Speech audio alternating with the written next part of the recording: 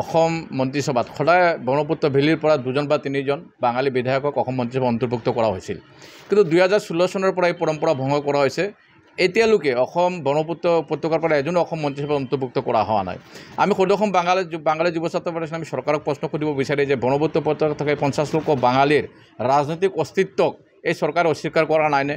নে ৰাজনৈতিকভাৱে অসমৰ ব্ৰহ্মপুত্ৰ ভেলীত থকা 50 লাখ হিন্দু বাঙালী ভৱিষ্যত পংগু কৰাৰ এটা চক্ৰান্ত চলি আছে। আমাৰ হিন্দু বাঙালীখিনিৰ যথেষ্টখিনি সমস্যা আছে। আমাৰ এবোৰী সমস্যা আমাৰ আছে, ডিপুটাৰৰ সমস্যা, ডিটেনশ্যন কেম্পৰ সমস্যা।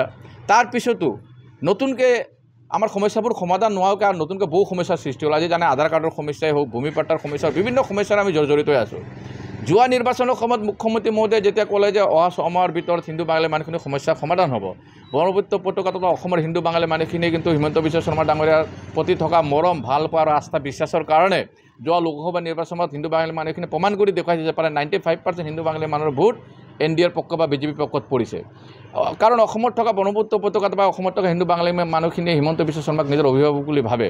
গতিকে আমাৰ ওপৰত যিখিনি অন্যায় অত্যাচাৰ চলি আছে বা ৰাজনৈতিকভাৱে আমাক যেনেকুৱা হত্যা কৰাৰ প্ৰচেষ্টা চলি আছে আমাৰ বাঙালী ৰাজনীতিবিদসকলক, গতিকে আমি মুখ্যমন্ত্ৰী মহোদয়ৰ ওপৰত আশাবাদী।